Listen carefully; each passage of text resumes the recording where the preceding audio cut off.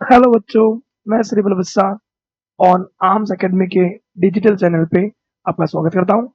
आज अपन बेटा पढ़ेंगे कोवलेंट बॉन्ड के बारे में। इससे पहले के लेक्चर में अपन ने जो पढ़ा था केमिकल बॉन्डिंग स्टार्टिंग की थी। केमिकल बॉन्डिंग स्टार्टिंग में मैंने आपको बताया था कि कोई भी बॉन्ड बनता है तो उसका रीजन क्या होता है, पोटेंशियल एनर्जी का क्या होना, डिक्रीज होना, और स्टेबिलिटी का क्या होना, इंक्रीज होना। इसके अलावा अपन ने वहां पे ये भी पढ़ा था लेविस ऑक्टेन रूल के अकॉर्डिंग कौन लेविस ऑक्टेन रूल को फॉलो नहीं करते हैं, सारे एक्सेप्शन भी देखे थे, तो अपन पिछले लेक्चर में जाके देख सकते हैं।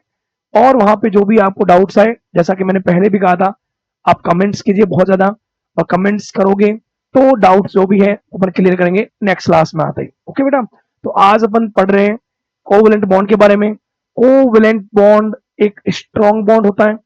कोवलेंट बॉन्ड कैसे बनता है, क्या बनता है, इसके अकॉर्डिंग में क्या थ्योरी पढ़नी है, वो आज के हम लेक्चर में देखेंगे। तो आइए अपन देखते हैं इसमें कोवलेंट बॉन्ड। देखो, जैसे मान लो कि आप हो और मैं हूं, मान लो अगर हमने मिलकर अगर हमने मिलकर कुछ भी, मान लो अपने बिजनेस बिजनेस स्टार्ट किया, और बिजनेस स्टार्ट किया तो अगर मान लो वो बिजनेस जो है बेटा, उसमें 100 रुपए आपने लगाए, 100 रुपए मैंने लगाए, मान लो 1000 रुपए लगा लिए, लाख रुपए लगा लिए, जितने भी लगा सकते हैं, लेकिन अगर इक्वल अमाउंट में अगर हम रुपए लगा रहे हैं, वैसे ही अगर मान लो दो एलिमेंट के बीच में दो एलिमेंट के बीच में अगर कोई बॉन्ड बन रहा है, उसमें इक्वल इलेक्ट्रॉन की शेयरिंग हो, तो इक्वल इलेक्ट्रॉन की शेयरिंग से जो भी बॉन्ड बनता है, उस बॉन्ड को हम क्या बोलते हैं, कोवलेंट बॉन्ड। क्या बोलते हैं?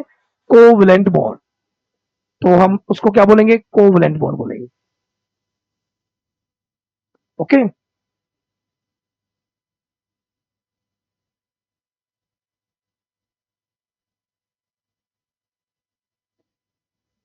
तो कोवलेंट बॉन्ड में जैसे कि आपने देखा होगा, हाइड्रोजन और हाइड्रोजन के बीच, क्लोरीन और क्लोरीन के बीच, जब भी हमें अगर एक सिंगल लाइन दिखे दो एटम्स के बीच में, तो सिंगल लाइन का मीन्स क्या बेटा, सिंगल बॉन्ड।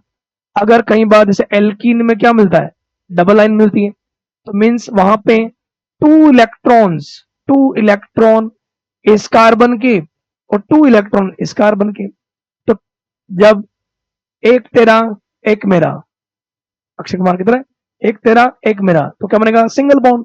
दो तेरा दो मेरा, तो क्या बनेगा, डबल बॉन्ड। तीन तेरा तीन मेरा, अगर मान लो ऐसा हो जाए, अगर हम क्या बोले, तीन तेरा तीन मेरा, और अगर ये शेयरिंग करते हैं, तो इलेक्ट्रॉन की शेयरिंग से कौन सा बॉन्ड बनेगा, कोवलेंट बॉन्ड। कौन सा? Covalent bond. इसको और अच्छे से बात करें तो कोवलेंट बॉन्ड में हम ये भी बात करेंगे कि अगर जब बॉन्ड बनता है, बॉन्ड बनने के दौरान जो एटम्स होते हैं, एटम जो है उसका एक आता है ऑर्बिटल। तो मेन जो कोवलेंट बॉन्ड की डेफिनेशन हम ये बोलते हैं, the bond which are form by overlapping of orbitals. तो ऑर्बिटल की ओवरलैपिंग से जो बॉन्ड बनता है, उसको अपन क्या होता है, कोवलेंट बॉन्ड। कोवलेंट बॉन्ड भी स्ट्रॉन्ग बॉन्ड में आता है। अपन ने पिछला जो लेक्चर देखा था उसमें देखना, अपन ने ये देखा था कि क्लासिफिकेशन किया था strong bond and weak bond का।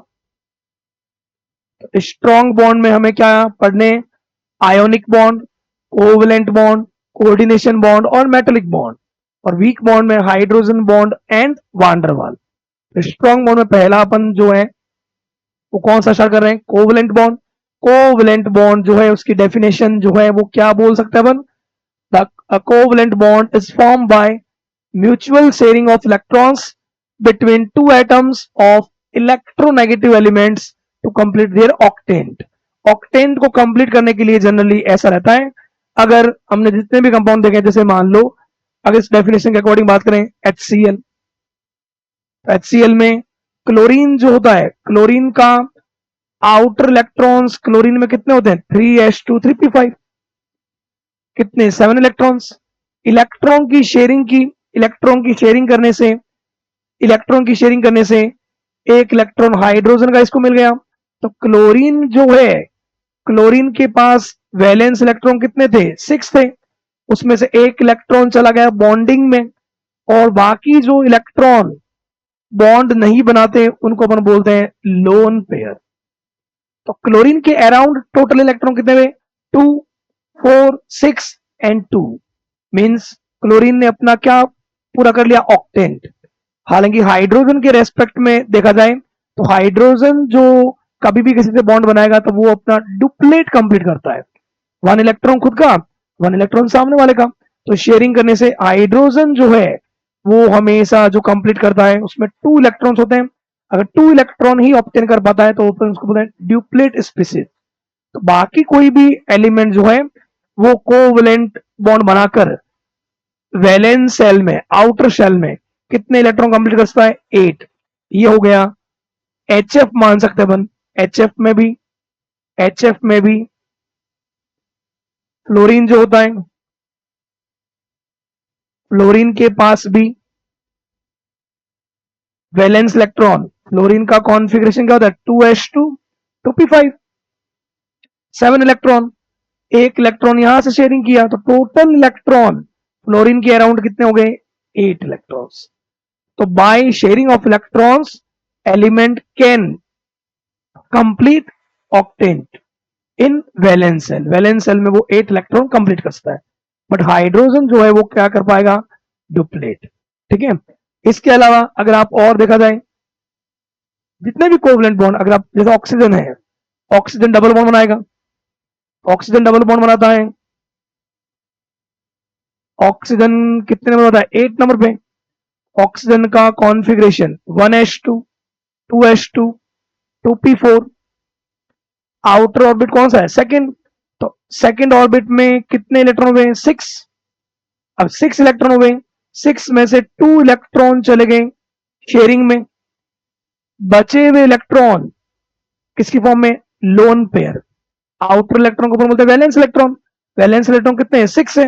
2 यहां चले गए, 4 बच गए। जो इलेक्ट्रॉन बॉन्ड नहीं बनाते उनको हम बोलते हैं लोन पेयर।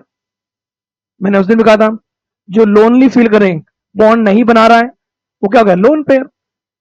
इधर भी ऑक्सीजन है, इसके पास में 6 इलेक्ट्रॉन, तो 2 इलेक्ट्रॉन चले जाएंगे शेयरिंग में।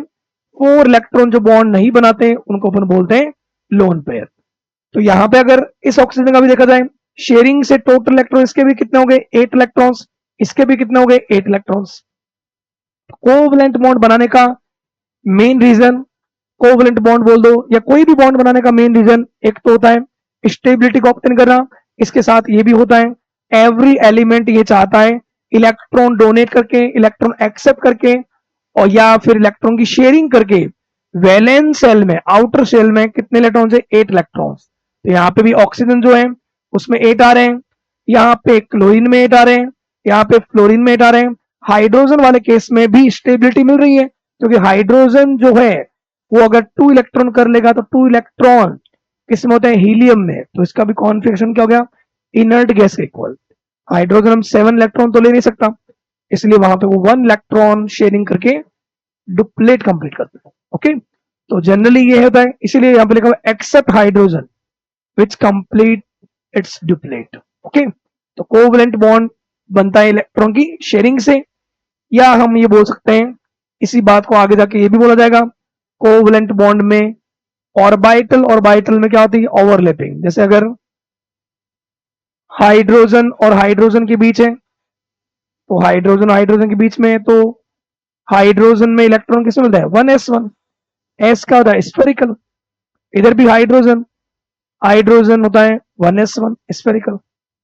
तो 1s एंड 1s के बीच, s और s के बीच में क्या? ओवरलैपिंग। ऑर्बिटल के बीच में ओवरलैपिंग से कौन सा बॉन्ड होता है? ऑर्बिटल की ओवरलैपिंग से कौन सा बॉन्ड होता है? Covalent bond. ओके, और इनकी न्यूक्लियस के बीच की डिस्टेंस को अपन बोलते हैं बॉन्ड लेंथ, उसके हाफ को अपन क्या बोलते हैं? रेडियस। तो बात ये है कि कोवलेंट बॉन्ड को या तो आप बोल सकते हो इलेक्ट्रॉन की शेयरिंग से या ऑर्बिटल की ओवरलैपिंग से। ओवरलैपिंग कैसे क्या होता है वो अपन इसमें आगे अपन देखेंगे। Next, the shared pair of electron should have opposite spin. जो भी शेयरिंग हो रहा है, शेयरिंग जो हो रहा है, H2 जो है, H2 में H और H के बीच में जो इलेक्ट्रॉन शेयरिंग हो रहा है, तो कितने इलेक्ट्रॉन है यहाँ पे? 2 इलेक्ट्रॉन। तो यहाँ अगर ये 2 इलेक्ट्रॉन जो है, एक इलेक्ट्रॉन अगर क्लॉकवाइज है तो दूसरा इलेक्ट्रॉन क्या होना चाहिए, एंटी क्लॉकवाइज। दोनों इलेक्ट्रॉन अपोजिट स्पिन में होना चाहिए, तभी एक दूसरे को अट्रैक्ट करेंगे, और अट्रैक्ट करने पर दोनों अगर एटम पास में आते हैं तो उनमें ओवरलैपिंग होगी तो कौन सा बॉन्ड बनेगा, कोवलेंट बॉन्ड। तो एक तो क्या होना चाहिए, अपोजिट स्पिन में, और दूसरा ये भी ध्यान रखना है आपको, बिटवीन द टू एटम्स। दूसरा ये भी आपको ध्यान रखना है कि जो एटम्स है उनमें हमेशा जो भी एटम एक दूसरे की तरफ आएंगे या जो भी कोवलेंट बॉन्ड बनाएंगे वो हमेशा कौन से फॉर्म में होना चाहिए, अनपेयर्ड फॉर्म में। पेयर्ड जो है, पेयर्ड फॉर्म में कभी भी नहीं आ सकता।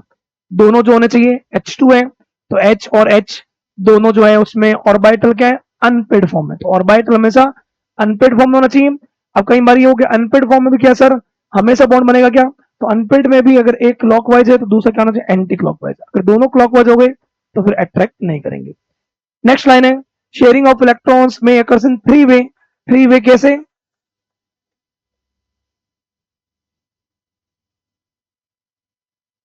Single bond, double bond and triple bond. Sharing के बेसिस पर bonds are three types.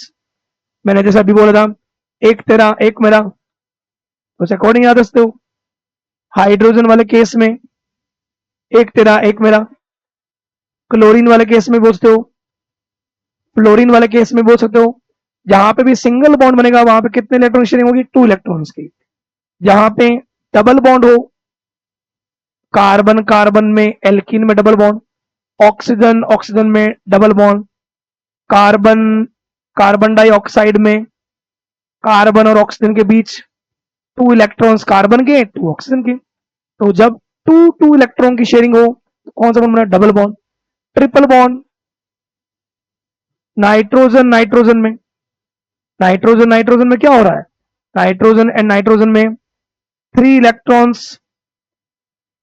Electrons इस नाइट्रोजन के एंड 3 इलेक्ट्रॉन्स नेक्स्ट नाइट्रोजन के। तो अगर 3 इलेक्ट्रॉन की शेयरिंग होगी, टोटल कितने इलेक्ट्रॉन होंगे, 6 इलेक्ट्रॉन्स। 6 इलेक्ट्रॉन की शेयरिंग से ट्रिपल बॉन्ड बनेगा, 4 इलेक्ट्रॉन की शेयरिंग से डबल बॉन्ड बनेगा, 2 इलेक्ट्रॉन की शेयरिंग से सिंगल बॉन्ड बनेगा।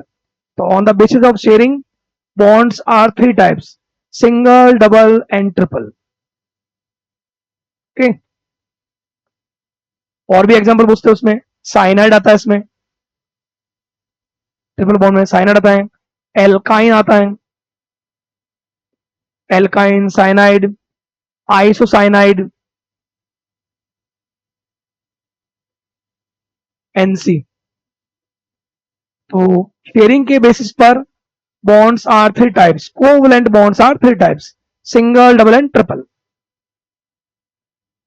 नेक्स्ट अगर अपन बात करें orbital concept of covalent bond. Covalent bond में ऑर्बिटल का क्या कंसेप्ट है, जो अभी अपन ने पीछे बात की वही बात है। एक ऑर्बिटल में इलेक्ट्रॉन कितने होते हैं, मैक्सिमम 2 इलेक्ट्रॉन्स, दोनों क्या होना चाहिए, अपोजिट स्पिन में। हाफ फिल्ड ऑर्बिटल और unpaired electrons orbital except 1 electron from another atom to. एक एटम है हाइड्रोजन का और दूसरा अगर एटम आए हाइड्रोजन और हाइड्रोजन, या क्लोरीन एंड क्लोरीन, या फ्लोरीन एंड फ्लोरीन, 1 इलेक्ट्रॉन इसका 1 इलेक्ट्रॉन इसका, 1 electron and 1 electron, 1 electron and 1 electron. तो जो भी इलेक्ट्रॉन एक दूसरे को अट्रैक्ट करेंगे तो उसमें यह है कि अगर ये क्लॉकवाइज है तो ये क्या होना चाहिए, एंटी क्लॉकवाइज। दोनों अपोजिट स्पिन में होना चाहिए, तभी ये एफ और एफ मिलके क्या बना सकते हैं, F2। एटम एटम को अट्रैक्ट करेगा और क्या बनेगा, मॉलिक्यूल। जब मॉलिक्यूल बनता है तो उनके बीच में एक बॉन्ड बनेगा, वो बॉन्ड कौन सा होगा, कोवेलेंट बॉन्ड। मीन्स ये है कि ऑर्बिटल में दोनों इलेक्ट्रॉन जो है वो दोनों क्या होने चाहिए, अपोजिट स्पिन में होना चाहिए। Okay. Tendency to complete orbital और to pair the electron is essential condition of covalent bond. Covalent bond की एसेंशियल कंडीशन ये रहती है कि एक ऑर्बिटल जो है उसमें 2 इलेक्ट्रॉन हो जाए। मीन्स अगर एक के पास क्लॉकवाइज है तो वो चाहता है कि उस ऑर्बिटल में एक एंटी क्लॉकवाइज और आ जाए, ऑर्बिटल कंप्लीट होना चाहिए, बट उसकी एसेंशियल कंडीशन ये नहीं रहती कि वो अपना ऑक्टेंट कंप्लीट करें। Completion of octant is not the essential condition of covalent bond. मतलब अब जैसे H2 हो गया, ऐसे बहुत से मॉलिक्यूल होते हैं जिनका ऑक्टेंट कंप्लीट नहीं है, लेकिन वहां पे इलेक्ट्रॉन की शेयरिंग से उनके ऑर्बिटल में कितने इलेक्ट्रॉन हो गए, 2 इलेक्ट्रॉन। तो कोवलेंट बॉन्ड बनने के लिए जो एसेंशियल कंडीशन है वो ये रहता है कि 2 एटम जिनके बीच में शेयरिंग हो रही है, उसमें दोनों एक दूसरे को तभी अट्रैक्ट करेंगे जब दोनों क्या होंगे, अनपेयर्ड फॉर्म में। अनपेयर्ड फॉर्म में जैसे हाइड्रोजन का भी 1s1 अनपेयर्ड फॉर्म में, क्लोरीन का भी लास्ट 3p5 अनपेयर्ड फॉर्म में, फ्लोरीन का भी लास्ट 2p5 अनपेयर्ड फॉर्म में। तो अनपेयर्ड फॉर्म में होने चाहिए। ये अगर क्लॉकवाइज है तो ये क्या होना चाहिए, एंटी क्लॉकवाइज, दोनों क्या होना चाहिए, अपोजिट स्पिन में होना चाहिए, तभी अट्रैक्ट करेंगे, तभी इनमें शेयरिंग होगी, तभी इनमें कोवलेंट बॉन्ड बनेगा। ओके बेटा, तो ये हमें ध्यान रखना है, ये कंडीशन मेनली ध्यान रखना कि ऑक्टेंट का कंप्लीट होना ये कोई एसेंशियल कंडीशन नहीं है कोवलेंट बॉन्ड के लिए। ओके, नेक्स्ट अगर अपन बात करें कोवैलेंसी, कई बार तुम्हें ऐसा पूछा जाएगा, जैसा अगर मैं अभी पूछ भी लेता हूं आपको,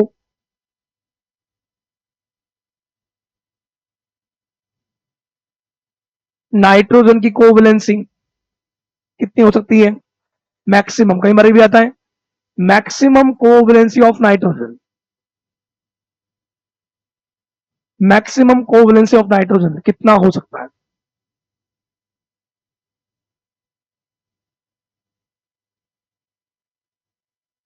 मैक्सिमम कोवैलेंसी ऑफ, आपको बोल जाए बोरॉन का कितना हो सकता है, मैक्सिमम कोवैलेंसी ऑफ फॉस्फोरस कितना हो सकता है।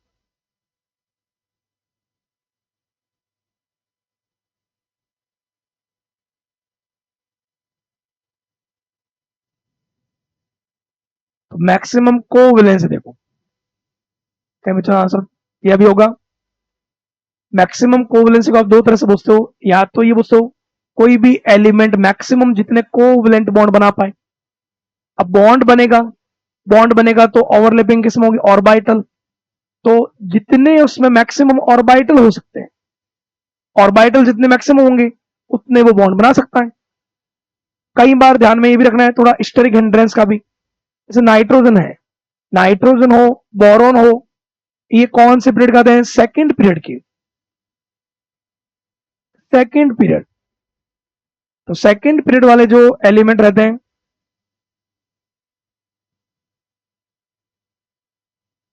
n इक्वल टू 2 हो, तो 2 में क्या होगा, 2s एंड 2p, ये क्या होंगे, सबसेल।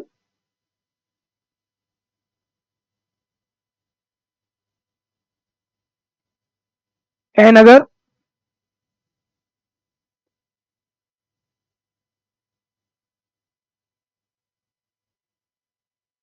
तो n अगर मान लो 2 हो तो 2 में क्या होगा, 2s भी होगा और 2p भी होगा, और 2s एंड 2p होगा, इट मींस s में एक ऑर्बिटल होगा, p में कितने ऑर्बिटल होंगे, 3। तो ऑर्बिटल के नंबर कितने हैं, 4। तो सेकेंड पीरियड वाले जो एलिमेंट है, मैक्सिमम कोवैलेंसी बोला जाए तो मैक्सिमम उनकी 4 हो सकती है। 4 से ज्यादा बॉन्ड नहीं बना पाएंगे। 4 से ज्यादा बॉन्ड बनाने के लिए उनके पास एक्स्ट्रा ऑर्बिटल चाहिए, जो आपको पता 2d यहां पे नहीं होता। और नाइट्रोजन की कोवैलेंसी 4 होती है। आपने कंपाउंड सुना भी होगा, HHH और एक H+ के साथ कौन सा बॉन्ड, कोऑर्डिनेशन।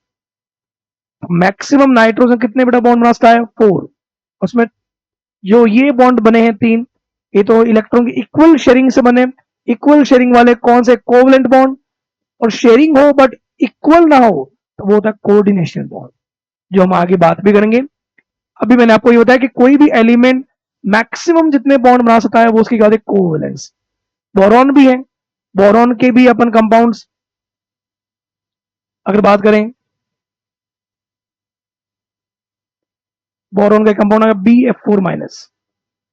तो बोरॉन के पास वैलेंस इलेक्ट्रॉन तो 3 होता है, दिमाग में आता है कि सर बोरॉन जो है, बोरॉन के पास तो वैलेंस इलेक्ट्रॉन का 1s2 2s2 2p1। तो 1s2 2s2 2p1 में 2s2 2p1 जो है वो होते हैं वैलेंस इलेक्ट्रॉन।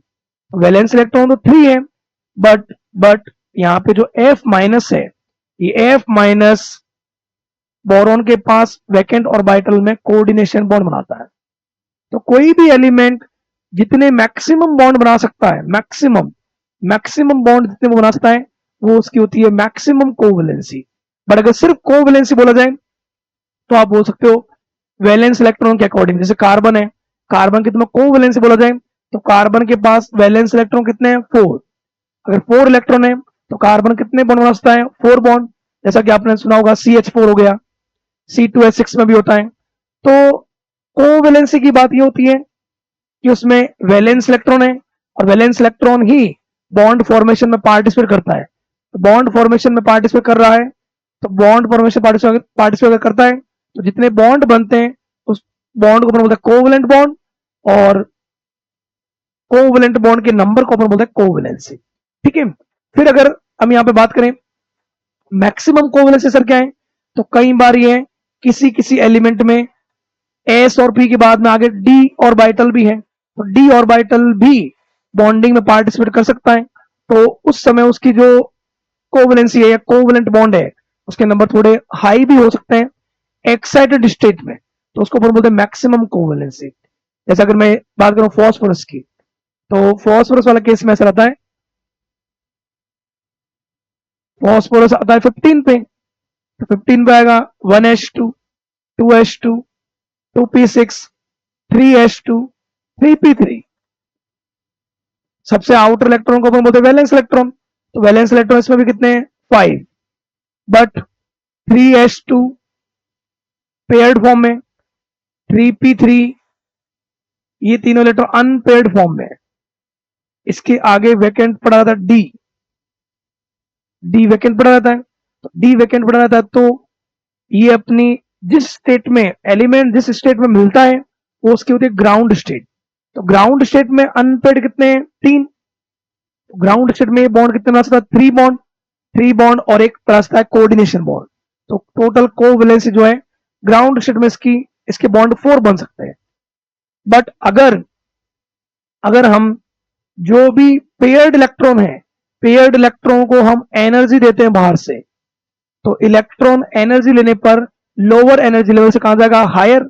और हायर में अगर इलेक्ट्रॉन जाता है, हायर में अगर इलेक्ट्रॉन प्रमोशन करता है, तो वहां पे 3s में एक अनपेयर्ड, 3p में भी 3 अनपेयर्ड और एक अनपेयर्ड इलेक्ट्रॉन आ जाएगा d। तो अनपेयर्ड इलेक्ट्रॉन कितने हो जाएंगे? 5। दैट्स वाई फॉस्फोरस जो होता है वो क्या बना सकता है? PCl5। इसकी मैक्सिमम कोवैलेंसी इससे भी आगे हो सकता है, क्योंकि आगे d ऑर्बिटल खाली पड़ा है, तो d ऑर्बिटल है तो कहीं ना कहीं से वैकेंट ऑर्बिटल है। अगर सामने वाले के पास लोन पेयर हो तो कोऑर्डिनेशन बॉन्ड अगर बने तो ये हाईएस्ट बना सकता है PCl6-। तो बात ये है मैक्सिमम कोवैलेंसी होती है जब किसी एलिमेंट के पास में आगे वैकेंट ऑर्बिटल हो और सामने से उसको क्या मिलता है? लोन पेयर, और वो क्या होना है? Coordination bond.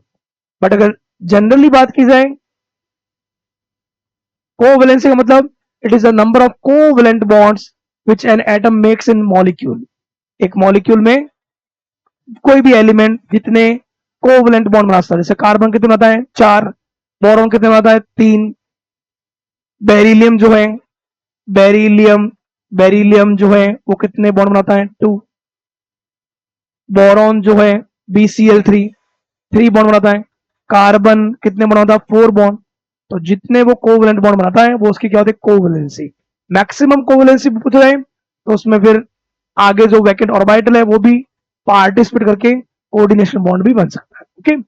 वेरिएबल वैलेंसी इन कोवैलेंट बॉन्ड्स, ये वेरिएबल वैलेंसी ही मैंने भी बताया कि वेरिएबल वैलेंसी का मतलब ये है कि कई बार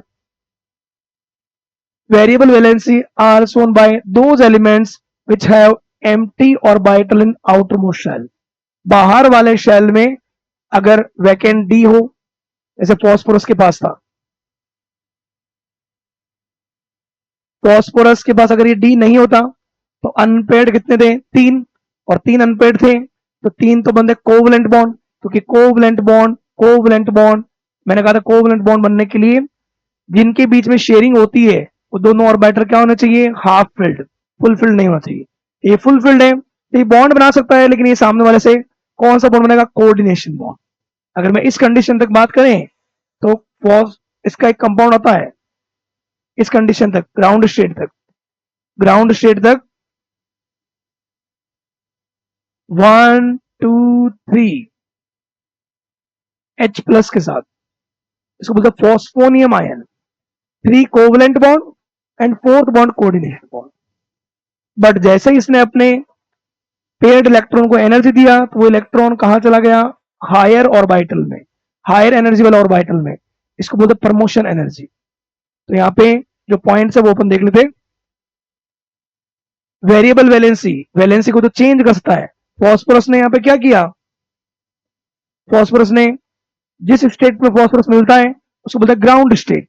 ग्राउंड स्टेट में वैलेंसी 3 कोवलेंट बॉन्ड बन रहा है, 3 मान सकते हैं। जैसे ही हमने एनर्जी दिया अब अनपेड इलेक्ट्रॉन कितने हो गए, 1 2 3 4 5।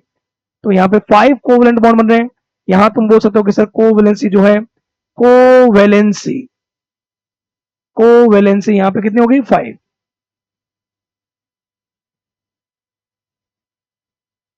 मैक्सिमम पूछ लिया जाए तो फॉस्फोरस जो है मैक्सिमम कोवैलेंसी 6 तक कर सकता है, जिसमें फॉस्फोरस एक Cl माइनस जो है वो बनाता है कोऑर्डिनेशन बॉन्ड। ओके, तो ये क्यों कर पाता है ये इसमें लिख रखा है। Lone pair electrons get excited, lone pair जो है get excited in the subshell of the same shell. ये बात भी है, इलेक्ट्रॉन जो जाएगा वो ऑर्बिट नंबर, जैसे अगर तुम यहां पे देखो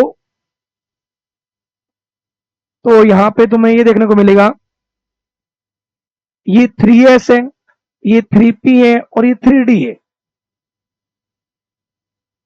तो जो इलेक्ट्रॉन जा रहा है तो थर्ड ऑर्बिट से थर्ड ऑर्बिट के ही डी में जा रहा है। तो प्रमोशन होने पर जो इलेक्ट्रॉन प्रमोशन करेगा वो अपनी ही ऑर्बिट में जाएगा। और ये इलेक्ट्रॉन पेयर्ड फॉर्म में जो इलेक्ट्रॉन है उसको क्या बोलते हैं, लोन पेयर। और जब वो जाएगा तो क्या आ जाएगा, अनपेयर्ड। और अनपेयर्ड इलेक्ट्रॉन बढ़ेंगे तो नंबर ऑफ कोवैलेंट बॉन्ड बनेंगे, नंबर ऑफ कोवैलेंट बॉन्ड बढ़ेंगे तो कोवैलेंसी इंक्रीज होगी। इसलिए इसमें बोला गया lone pair electrons get excited in the subshell of the same shell, same orbit to form the maximum number of unpaired electrons. Phosphorus maximum कितने होंगे, 5। Maximum covalency represent excited state. अभी बताऊंगा कुछ 1-2 एलिमेंट और बताऊंगा। जैसे अगर इसी की बात की जाए तो यहां पे अपन एक पॉइंट और बात कर सकते हैं। अगर तुम्हें बोल दिया जाए आयोडीन के लिए कि आयोडीन की मैक्सिमम कोवैलेंसी क्या हो सकती है, आयोडीन की मैक्सिमम कोवैलेंसी, तो आपको तो ये बताना चाहिए आयोडीन जो है वो क्या है, हेलोजन। हेलोजन का आउटर कॉन्फ़िगरेशन क्या होता है, NH2 NP5।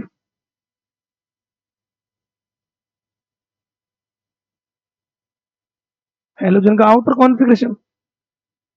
अब आयोडीन आप पीरियोडिक टेबल में अगर आप देखोगे तो पीरियोडिक टेबल में आपको आयोडीन मिलेगा 5th पीरियड में, एन यहाँ पे आपको 5 मिलेगा। तो ये आपको आउटर मोस्ट मिलेगा 5s2 5p5। तो जिस स्टेट में आयोडीन मिलता है वो होती है ग्राउंड स्टेट, ग्राउंड स्टेट।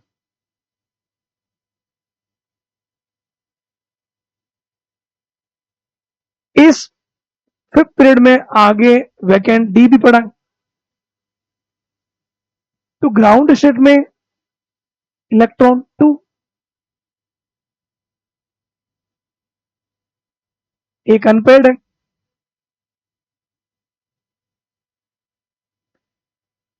जिस स्टेट में एलिमेंट मिलता है वो क्या होती है, ग्राउंड स्टेट। ग्राउंड स्टेट में अनपेयर्ड कितना है, 1। तो 1 अनपेयर्ड है तो ग्राउंड स्टेट में आयोडीन कितने बॉन्ड बना सकता है, 1 बॉन्ड। इसलिए अगर अपन बोलते हैं ग्राउंड स्टेट में आयोडीन के जितने भी कंपाउंड है, आयोडीन का आयोडीन के साथ, आयोडीन का क्लोरीन के साथ, आयोडीन का ब्रोमीन के साथ, तो जब भी आयोडीन 1 बॉन्ड बना रहा है इट मींस वो कौन से स्टेट में, ग्राउंड स्टेट में। डी आगे वैकेंट पड़ा है, ये भी 5th ऑर्बिट का है, ये भी 5th ऑर्बिट का है और ये भी 5th ऑर्बिट का, सेम ऑर्बिट में जाएगा। अगर हम इस पेयर्ड इलेक्ट्रॉन को फर्स्ट टाइम एनर्जी देते हैं, फर्स्ट टाइम अगर हम एनर्जी देते हैं फर्स्ट टाइम, तो ये इलेक्ट्रॉन जाएगा आगे। फर्स्ट टाइम जब अपन एनर्जी देते हैं उसको बोलते हैं फर्स्ट एक्साइटेड स्टेट। और फर्स्ट एक्साइटेड स्टेट करते हैं यहां पे एक्साइटेड स्टेट फर्स्ट में ये पेयर्ड, ये इलेक्ट्रॉन नेक्स्ट ऑर्बिटल में जाता है। कितने अनपेड हो गए? 3। तो फर्स्ट टाइम जब हम एनर्जी देते हैं उसको बोलते हैं first excited state. First excited state में कितने अनपेड दिख रहे हैं? 1 2 3। कितने? 3 अनपेड है। इट मींस कितने बॉन्ड बनेगा? 3 बॉन्ड बनेगा। मतलब फर्स्ट एक्साइटेड स्टेट में आयोडीन बना सकता है ICl3, आयोडीन बना सकता है IBr3।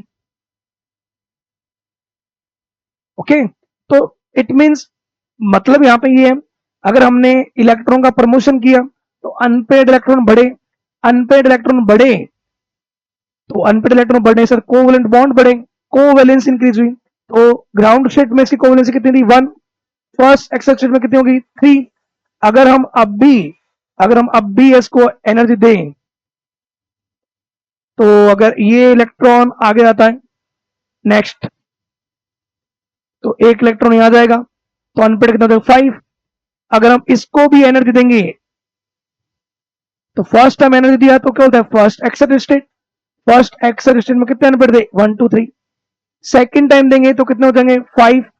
और थर्ड टाइम अगर अपन इलेक्ट्रॉन देते हैं थर्ड टाइम, तो यहां पे आपको थर्ड एक्साइटेड स्टेट में unpaired unpaired unpaired unpaired 3 unpaired इस तरफ।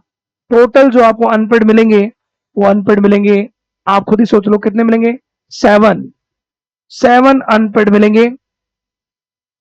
एक्साइटेड स्टेट थर्ड जो होगी 3s unpaired, 3p unpaired and D नहीं 5s 5p एंड 5p। क्योंकि अपन आयोडीन की बात कर रहे हैं तो यहां पे अनपेयर्ड इलेक्ट्रॉन कितना होता है? 7। और 7 होता है, इसीलिए आयोडीन क्या बनाता है? IF7, third excited state. Okay, तो आराम से देख सकते हो कोई भी एलिमेंट जिस स्टेट में मिलता है उसको अपन बोलते हैं ग्राउंड स्टेट। ग्राउंड स्टेट में जो इलेक्ट्रॉन पेयर्ड फॉर्म में मिलते हैं उसको अपन बोलते हैं लोन पेयर। लोन पेयर के इलेक्ट्रॉन को अगर हम एनर्जी देते हैं उस एनर्जी को बोलते हैं प्रमोशन एनर्जी। प्रमोशन एनर्जी देने पर वो इलेक्ट्रॉन उसी ऑर्बिट के वैकेंट ऑर्बिटल में जाएगा। वैकेंट ऑर्बिटल में जाने पर अनपेड इलेक्ट्रॉन के नंबर इंक्रीज होंगे। अनपेड इलेक्ट्रॉन के नंबर इंक्रीज होंगे तो कोवेलेंट बॉन्ड के नंबर इंक्रीज होंगे, और कोवेलेंट बॉन्ड इंक्रीज होंगे तो कोवेलेंस इंक्रीज होगी। ओके, तो यहाँ पे आयोडीन की मैक्सिमम कितने होते हैं? 7। तो आपको यही बोला रखा है यहाँ पे, इसमें यहाँ पे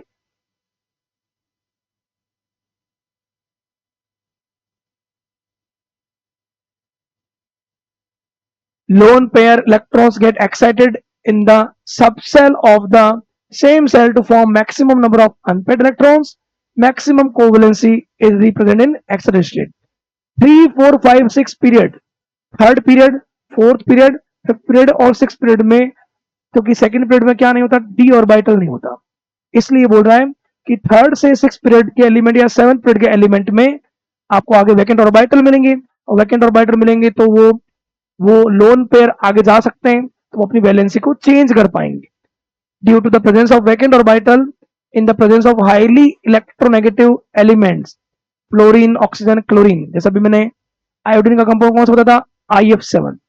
तो वो जो फ्लोरीन है, फ्लोरीन अगर अराउंड होगा सेंट्रल एटम के तो वो 7 बॉन्ड बना सकता है।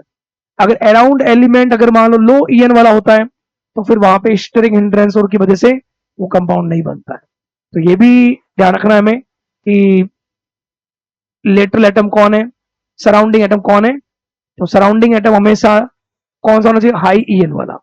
Okay, if element so odd और इवन वैलेंसी, अगर कोई एलिमेंट है वो इवन और ऑड वैलेंसी शो कर रहा है तो it will show odd or even excited state also with the difference of 2. Means ये है कि अगर हमने यहाँ पे ये देखा, जैसे यहाँ पे हमने देखा ये ग्राउंड स्टेट था, ग्राउंड स्टेट में अनपेयर्ड कितने थे? 3, तो कोवलेंट बॉन्ड भी कितने बने? 3। ये इसकी ग्राउंड स्टेट थी। जैसे हमने एनर्जी दिया, ये चला गया इलेक्ट्रॉन डी में, तो डी में चला गया। अब अनपेड कितने हो गए? 5। 5 अनपेड हो गए तो बॉन्ड भी कितने बने? 5। ग्राउंड स्टेट में कितने बने? 3। तो जो कोवैलेंसी में डिफरेंस आ गया वो कितने का आ गया? 2 का। तो वहां पे यही पॉइंट बताया जा रहा है कि अगर इवन में हो या ऑड में हो, जो एक्साइटेड स्टेट होगा और ग्राउंड स्टेट होगा उसमें कोवैलेंसी में डिफरेंस लगभग कितना होगा? 2 का। Energy required for excitation of electrons is called promotion energy. जो ये अपन यहाँ पे अगर इसको भेज रहे हैं 3s2 के इलेक्ट्रॉन को डी में, इस एनर्जी को क्या होता है? Promotion energy. Okay, promotion rule क्या है? Excitation of electron take place in same orbit. जो प्रमोशन करना है, ऐसा नहीं करना आपको कि 3s वाले को आपने भेज दिया 4s में भेज दिया, 4th ऑर्बिट में, उसी ऑर्बिट में हो। ओके, तो ये बात थी कोवैलेंसी। कोवैलेंसी को अपन बोलते हैं कोई भी एलिमेंट जितने मैक्सिमम बॉन्ड बनाता है, मैक्सिमम बॉन्ड बोलते हैं उसको, बोलते हैं मैक्सिमम कोवैलेंसी। जितने बॉन्ड बनाता है कोवैलेंट बॉन्ड, वो उसका क्या होता है? कोवैलेंसी। बेरिलियम में वैलेंस इलेक्ट्रॉन 2 है तो बेरिलियम की कोवैलेंसी 2 होती है, बोरॉन की 3 होती है, कार्बन की 4 होती है। ओके, इसमें फिर मैंने बताया कि नाइट्रोजनों का आपको पूछा था, तो नाइट्रोजन की मैक्सिमम पूछ लेते हैं तो कितनी होती है? 4, क्योंकि नाइट्रोजन 3 बनाता है कोवैलेंट बॉन्ड, चौथा बनाता है coordination bond. Okay, second period वाले एलिमेंट जो है उनमें डी नहीं होता तो वो अपनी कोवैलेंसी को चेंज नहीं कर सकते। बट जो थर्ड पीरियड वाले होते हैं, फॉस्फोरस, फॉस्फोरस ग्राउंड स्टेट में कोवैलेंसी कितनी शो कर रहा है? 3, क्योंकि फर्स्ट एक्साइटेड स्टेट पहली बार जब हम एनर्जी देते हैं उसको बोलते हैं फर्स्ट एक्साइटेड स्टेट में फॉस्फोरस कितनी है? 5। फिर मैंने ये बताया आयोडीन, आयोडीन में ग्राउंड स्टेट में अनपेयर्ड 1, ये जो है फर्स्ट एक्साइटेड स्टेट। फिर अगर तुम इसको आगे भेजोगे सेकंड एक्साइटेड स्टेट, फिर इसको आगे भेजोगे तो थर्ड एक्साइटेड स्टेट में कितना आ जाएगा? 7। ओके, इसी बेसिस पे अगर आपको पूछा जाए, अगर मैं पूछता हूं सल्फर, तो सल्फर में कितना हो जाएगा? तो सल्फर में हमें पता होना चाहिए पहले, सल्फर आता है 16 नंबर पे। सल्फर का कॉन्फ़िगरेशन नियॉन 3s2 3p4। पहले हमें ये पता होना चाहिए valence configuration, valence electrons, valence electron कितने हैं? 6। अब 6 है तो, लेकिन ये इलेक्ट्रॉन क्या है? पेयर्ड फॉर्म में 1 2 3 एंड 4। तो जिस स्टेट में एलिमेंट मिलता है उसको अपन क्या बोलते हैं? Ground state. ये इलेक्ट्रॉन किसमें? 3s, 3s and 3p। Vacant, तो वैकेंट यहां पे वैकेंट क्या रहता है? 3d, तो 3d रहता है, वैकेंट पड़ा है। ग्राउंड स्टेट में अनपेड कितने? 2। तो ग्राउंड स्टेट में अगर आपको पूछा जाए कि सल्फर की कोवैलेंसी, तो सल्फर कोवैलेंसी कितनी होगी? 2 बॉन्ड बना पाएगा।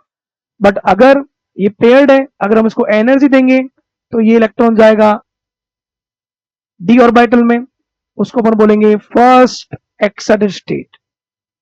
फर्स्ट एक्साइटेड स्टेट में, फर्स्ट एक्साइटेड स्टेट में हम ये देखते हैं ये पेयर्ड रहेगा, अनपेयर्ड इलेक्ट्रॉन 3 इलेक्ट्रॉन होंगे 3p में और 1 इलेक्ट्रॉन आपको मिलेगा डी में। कितने अनपेयर्ड? 4, तो 4 होंगे तो यहाँ पे कोवैलेंसी भी अपन कितनी बोल सकते हैं? सल्फर की 4। और कौन सा कंपाउंड बोलते हो? फर्स्ट एक्साइटेड स्टेट में सल्फर बनाता है SF4। अभी भी एक लोन पेयर है, अगर हम इसको एनर्जी देंगे प्रमोशन एनर्जी, तो प्रमोशन एनर्जी में इलेक्ट्रॉन कहा जाएगा 3d में, तो यहाँ पे 1 अनपेयर्ड, 3p में 3 अनपेयर्ड एंड डी में unpaired 2 unpaired. Total 3s, 3p and 3d। Total unpaired कितने हो गए? 6। और ये कौन सी स्टेट हो गई? Excited state second. X second में आप देख सकते हैं सल्फर में अनपेड कितने हो गए 6, अनपेड 6 हो गए, तो बॉन्ड भी कितने बनेंगे 6। सारे बॉन्ड कौन से बने कोवलेंट बॉन्ड, तो मैक्सिमम कोवलेंसी सल्फर की कितनी हो सकती है 6। ये इसीलिए हो पाया क्योंकि सल्फर के पास डी ऑर्बिटल है। तो यहाँ पे क्वेश्चन ये भी आता है, third period, fourth period, fifth period और सिक्स पीरियड वाले जो एलिमेंट है वो अपनी कोवलेंसी को वेरिएबल कर सकते हैं, बट वेरिएबल कोवलेंसी कौन शो नहीं करते हैं, सेकंड पीरियड वाले।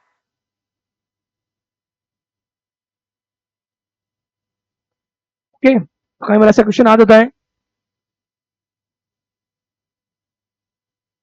वेरिएबल वैलेंसी absent इन, और अगर आपको बोल दिया जाए सल्फर, आपको बोल दिया गया सल्फर बोल दिया गया, इसके अलावा ऑक्सीजन, क्लोरीन एंड फॉस्फोरस, सोचिए वेरिएबल वैलेंसी किसमें एब्सेंट होगी,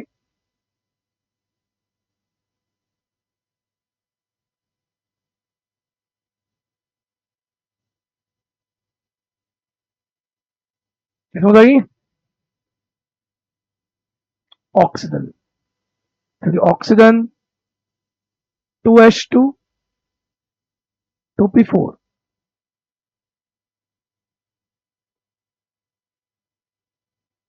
डी डी ऑर्बिटल नहीं होता आगे, इसलिए ऑक्सीजन में आपने देखा होगा ऑक्सीजन के कितने बॉन्ड मिलते हैं, 2 बॉन्ड्स। ऑक्सीजन का बॉन्ड होता है ना H2O, H2O में ऑक्सीजन कितने बॉन्ड होता है, 2 बॉन्ड। तो यही बताना था, जनरली आप ऐसे बात याद रखते हो कि सेकंड पीरियड वाले, लेकिन ये बात हमेशा नहीं बोल सकते हो क्योंकि कई कुछ एलिमेंट ऐसे हैं, इसलिए नोट है, it is not necessary that only 3 4 5 6 element form their compound in excess state, कि ये कोई नेसेसरी नहीं है कि third period, fourth period, fifth period या सिक्स पीरियड वाले ही अपनी एक्सेस स्टेट में कंपाउंड बनाते हैं, सेकंड पीरियड में भी बनाते हैं। जैसे कि एग्जांपल बताओ सर, बेरिलियम जो होता है, बेरिलियम आता है फोर्थ नंबर पे, 1s2 2s2, जिस स्टेट में एलिमेंट मिलता है तो उसका क्या होता है ग्राउंड स्टेट, तो ग्राउंड स्टेट में तो ये इलेक्ट्रॉन क्या है पेयर्ड फॉर्म में, और हम बोल रहे हैं पेयर्ड फॉर्म जो है वो तो बॉन्ड बनाता नहीं, ऑर्बिटल क्या होना चाहिए अनपेयर्ड, तभी वो अनपेयर्ड ऑर्बिटल ओवरलैप करेंगे, ओवरलैप करने पर कौन सा बनना है covalent bond.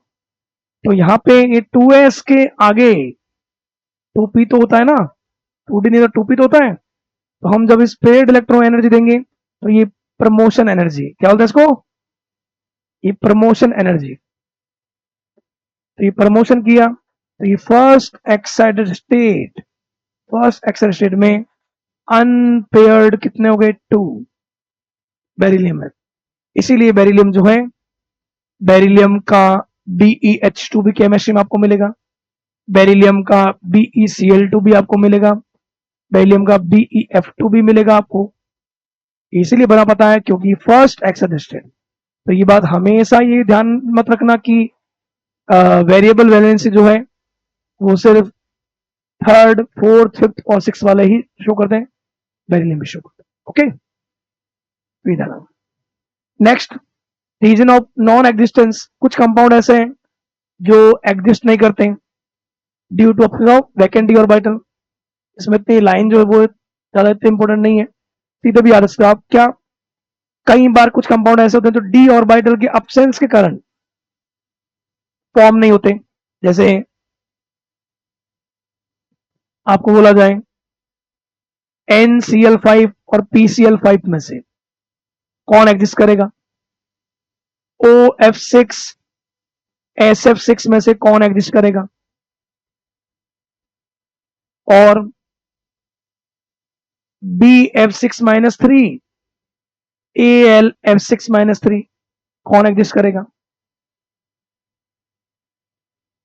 CCl6-2 and Si F6-2 बताओ। Reason of non existence, non existence का क्या रीजन है? रीजन बोल रहा है due to absence of vacant D orbital. अब देख लो, नाइट्रोजन होता है, nitrogen second period, third period, ये थर्ड पीरियड, ये सेकंड पीरियड, ये सेकंड पीरियड, ये थर्ड पीरियड, ये सेकंड पीरियड और ये थर्ड पीरियड। तो सेकंड पीरियड में डी नहीं होता, डी नहीं होता तो सिर्फ क्या होता है? एस और पी। एस में कितना ऑर्बिटल? एक। पी में कितने? तीन। टोटल ऑर्बिटल कितने? चार। तो सेकंड पीरियड वाले जो है वो कितने मैक्सिमम बन रहा है? 4। यहाँ कितने बन रहे? 5। तो ये एग्जिस्ट नहीं करता। थर्ड पीरियड, थर्ड पीरियड में 3s भी होता है, 3p भी होता है, 3d भी होता है, तो ये एग्जिस्ट करेगा। सल्फर थर्ड में आता है, थर्ड वाले बना सकते हैं, ये नहीं बनेगा क्योंकि सेकंड पीरियड में एक s ऑर्बिटल और 3 p ऑर्बिटल, ऑर्बिटल ओवरलैपिंग करते तभी बॉन्ड बनता है, इनमें d नहीं होता इसलिए एग्जिस्ट नहीं करता, ये एग्जिस्ट। यहाँ पे बोरॉन भी सेकंड पीरियड का, ये एग्जिस्ट नहीं करता बट ये एग्जिस्ट करेगा। कार्बन भी सेकंड पीरियड का, एग्जिस्ट नहीं करेगा, ये exist. Okay, if central atom belong to second period, central atom देख लो, यहाँ पे सेंट्रल एटम कौन है? नाइट्रोजन। यहाँ पे कौन है? ऑक्सीजन। यहाँ पे बोरॉन और वहां पे carbon. They never extend their octet due to absence of 2d, D नहीं है। लेकिन थर्ड पीरियड में अगर होगा तो डी ऑर्बिटल है तो लोन पेयर के इलेक्ट्रॉन आगे जा सकते हैं और वो वेरिएबल ऑक्सीडेशन स्टेट या वेरिएबल वैलेंसी शो कर सकता है। ओके, नेक्स्ट है डी ऑर्बिटल कॉन्ट्रैक्शन। कई बार हम ऐसे देखेंगे कंपाउंड जो है for the participation of D orbital, कुछ एलिमेंट ऐसे जिनमें डी ऑर्बिटल पार्टिसिपेट कर रहा है हाइब्रिडाइजेशन में, ये टॉपिक आगे आएगा, आगे आएगा तो हम ज्यादा अच्छे समझ पाएंगे। अभी एक बार इसको रहने देते। इसका मतलब जो है डी ऑर्बिटल कॉन्ट्रैक्शन का ये मतलब ये है। कई बार ऐसा भी है, इसको आप शॉर्ट वर्ड में ये याद रखते हो कि अगर आपको कई बार बोला जाए कि कौन सा कंपाउंड फॉलोइंग में से एग्जिस्ट कर रहा है, कौन सा नहीं कर रहा है, और उसमें सराउंडिंग एटम, सराउंडिंग एटम, जैसे मान लो एक तुम्हें बोल दिया जीनॉन F4 और एक बोल दिया जीनॉन H4, जीनॉन H4, एक आपको बोल दिया IF7 और एक हो गया IH7, ऐसा। एक आपको बोल दिया PF5 और एक बोल दिया PH5। तो इसका मतलब बस इतना सा है कि अगर कोई भी सेंट्रल एलिमेंट मान लो बॉन्ड के नंबर 5, 6, 7 ये बॉन्ड बनाए या मतलब मोर बॉन्ड बनाए, ऐसा बोलते हो क्या? पॉली एटॉमिक आए तो उसमें जो लेटरल एटम, ये तो क्या है? सेंट्रल, ये लेटरल एटम हमेशा होना चाहिए हाई ईएन वाला। अगर हाई ईएन वाला होगा तो वो एग्जिस्ट करेगा। यहाँ पे हाई ईएन है तो हाई ईएन है तो ये एग्जिस्ट करेगा। यहाँ लो ईएन है, यहाँ पे हाइड्रोजन है, ये एग्जिस्ट नहीं करेगा। हाई ईएन है एग्जिस्ट करेगा, लो ईएन वाला एग्जिस्ट नहीं करेगा। हाई ईएन वाला एग्जिस्ट करेगा, लो ईएन वाला एग्जिस्ट नहीं करेगा। तो इसका मतलब यही है for the participation of D orbital, ये जब तुम देखोगे हाइब्रिडाइजेशन में कि डी ऑर्बिटल का पार्टिसिपेशन होता है तो उसमें it is necessary central atom must bonded with more electronegative element जिसकी ईएन हाई है। तो ईएन हाई किसकी होती है? फ्लोरीन की, ऑक्सीजन की या नाइट्रोजन की, उनसे बॉन्डेड होना चाहिए। This phenomenon occurs in the presence of more electronegative side, fluorine, oxygen, chlorine. तो ये एग्जिस्ट कर जाएंगे बट ये एग्जिस्ट नहीं करेंगे। ओके, तो ये आपको पता होना चाहिए। यहाँ पे इस पॉइंट का मतलब ये है कि अगर कई बार सेंट्रल एटम किसी से अटैच है और वो कंपाउंड बन रहा है बहुत सारे एटम वाला, पॉली एटॉमिक, तो उसमें सराउंडिंग एटम सराउंडिंग एटम लो ईएन वाला नहीं होना चाहिए, क्या होना चाहिए, हाई ईएन वाला, तब वो उसको स्टेबल कर पाता है। ओके,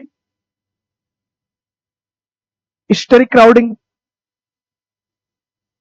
कई बार ऐसा भी हो कि अगर मान लो कई बार आपको ये कि सराउंडिंग एटम जो है वो अगर उसका साइज इंक्रीज कर दे, कई बार ऐसा मिलेगा आपको, जैसे मान लो आपने बोला SF6 और एक बोल दिया SI6, इसके अलावा IF7 और IBR7, इसके अलावा और बोल सकते हो आप फॉस्फोरस का PF5 और PI5। तो इसमें भी ये जानना है हमें कि सेंट्रल एटम, अगर सराउंडिंग एटम जो है उसके नंबर इंक्रीज हो रहे हैं, नंबर यहाँ पे 5 है, यहाँ 6 है, यहाँ 7 है, तो सराउंडिंग एटम के अगर नंबर इंक्रीज हो रहे हैं तो फिर वो एलिमेंट क्या होना चाहिए, लो ईएन, वो क्या होना चाहिए, हाई ईएन वाला। आराम सुन लो, अगर अगर सराउंडिंग एटम जो है उनके नंबर बहुत ज्यादा है, तो नंबर अगर हाई है तो एलिमेंट वो होना चाहिए जिसका साइज स्मॉल हो, ईएन हाई हो। तो साइज स्मॉल फ्लोरीन का, ईएन भी हाई किसकी, फ्लोरीन की या ऑक्सीजन की। तो जब भी कोई कंपाउंड ऐसा बने पॉली एटॉमिक, इनको अपन ये बोलते हैं पॉली एटॉमिक, पॉली एटॉमिक में अगर स्टेरिक क्राउडिंग, मतलब जो सराउंडिंग एटम जो है, सराउंडिंग एटम का साइज क्या होना चाहिए, स्मॉल, ईएन क्या होना चाहिए, हाई। अगर सराउंडिंग एटम जो है वो लार्ज साइज वाले होंगे, लार्ज साइज वाले, जैसे अगर मान लो अभी मैं बोल दूं ये कि सेंट्रल एटम मान लो आयोडीन है ये, अब आयोडीन के अराउंड, अराउंड अगर मैंने स्मॉल एटम 1 2 3 4 5 6 7, अगर छोटे छोटे एटम लूंगा तो और जगह बच जाएगी। लेकिन यही मैं अगर मान लो ये मैंने आयोडीन लिया और मैंने अगर सराउंडिंग एटम भी मैंने बड़े बड़े ले लिए, 1 2, तो लगभग कितने एटम आ पाए, 1 इधर आ गया, 2 3, और लगभग 4 के बाद में तो क्या आएगा, वो एटम एक दूसरे को रिपेल करेंगे। इस कारण से बोला था कि सेंट्रल एटम साइज में क्या होना चाहिए, लार्ज, और सराउंडिंग एटम साइज में क्या होना चाहिए, स्मॉल। ओके, तो अपना जो एग्जांपल था उसमें सेंट्रल एटम साइज में लार्ज और सराउंडिंग एटम क्या होना चाहिए, स्मॉल। तो ये एग्जिस्ट कर जाएगा, ये भी एग्जिस्ट कर जाएगा, ये भी एग्जिस्ट कर जाएगा, बट ये एग्जिस्ट नहीं करेंगे। तो कई बार आपको अगर एक ऐसा क्वेश्चन पूछा जाए,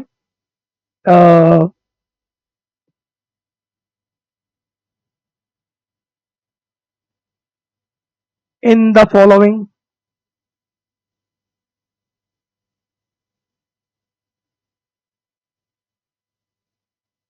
how many can exist in nature, और आप और दे रखा हो कंपाउंड लिख देते अपन, मान लो एक दे रखा हो CCl6 - 2, एक आपको दे रखा हो BF4 NCl3 NF5 IBR7 IF7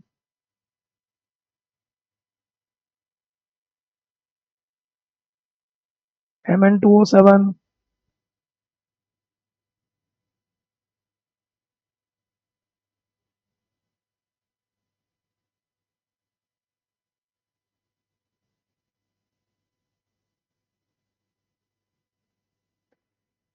ये आपको दे रखा है। बताओ इनमें से कौन एग्जिस्ट कर सकता है।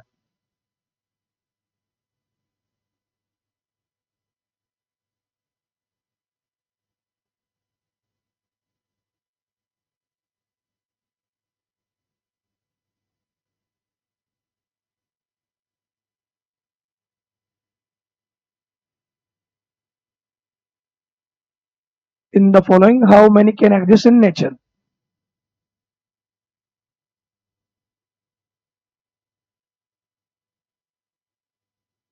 CCl6-2, BF4 minus, NCl3, NF5, IA, BR7, IF7, Mn2O7, xenon H2, xenon F2, xenon H6, xenon F6.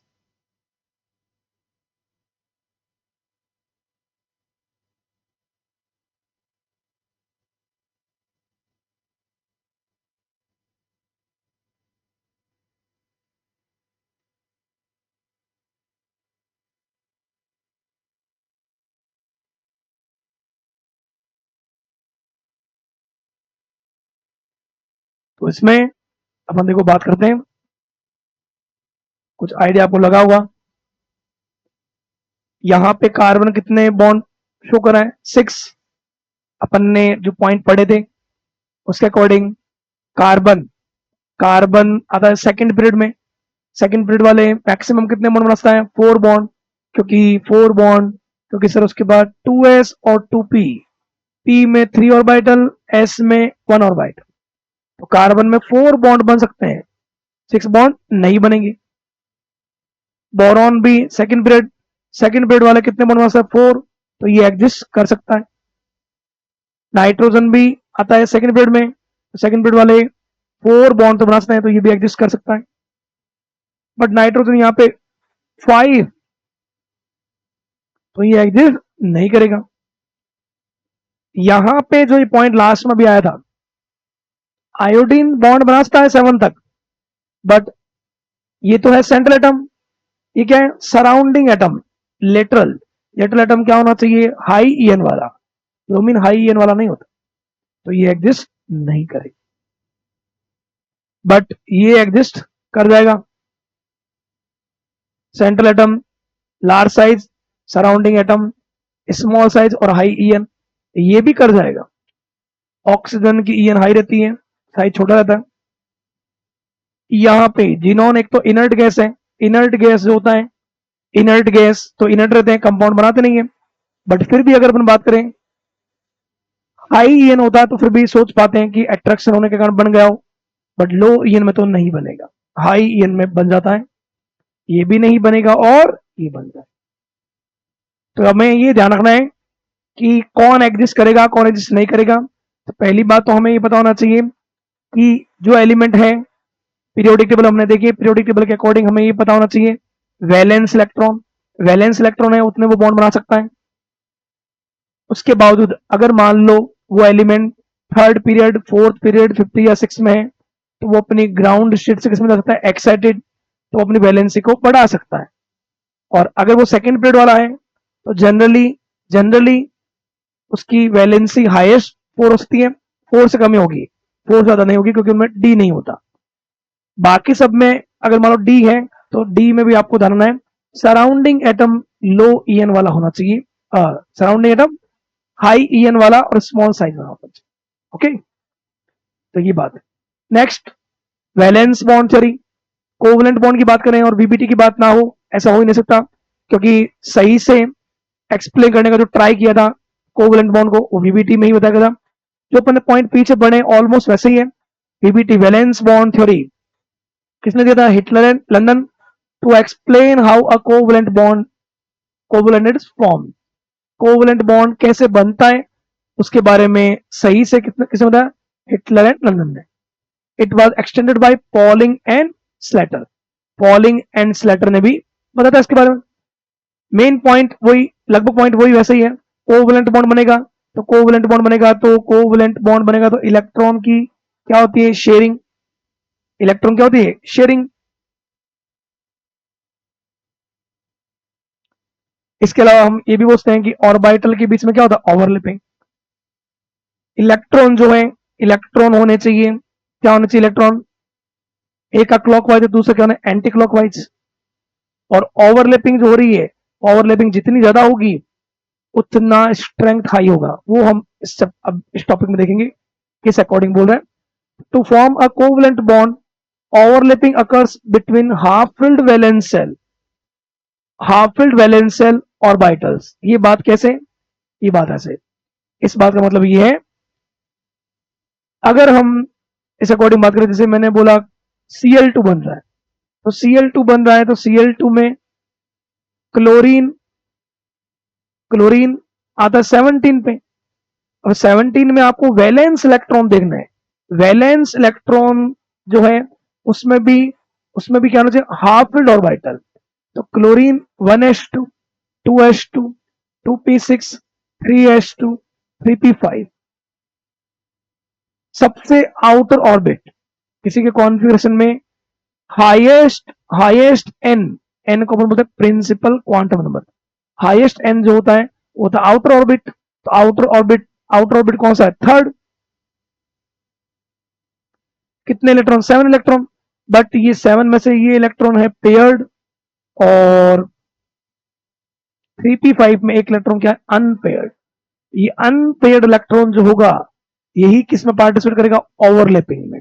और ये अनपेयर्ड इलेक्ट्रॉन किसमें, पी, 3p में है। 3p में है तो p का ऑर्बिटल क्या होता है, डंबल से। क्लोरीन Cl2 है तो दूसरा क्लोरीन भी ओवरलैपिंग करेगा। तो अगर एक इलेक्ट्रॉन क्लॉकवाइज है तो दूसरे क्लोरीन का इलेक्ट्रॉन, दूसरा जो क्लोरीन होगा उसका क्या होगा, एंटी क्लॉकवाइज। तो यहाँ पे दोनों जो इलेक्ट्रॉन है वो क्या होना चाहिए, अपोजिट स्पिन में। तो बात ये है, फर्स्ट पॉइंट जो था, overlapping occurs between half filled valence shell. तो हाफ फिल्ड वैलेंस शेल का orbital, orbitals come closer to each other form the direction in which their maximum overlapping। तो इसमें ये भी ध्यान रखना है आपको कि ऑर्बिटल जो ओवरलैपिंग कर रहे हैं वो बॉन्ड उस तरफ ही बनेगा जिस तरफ उनमें मैक्सिमम ओवरलैपिंग हो पाए।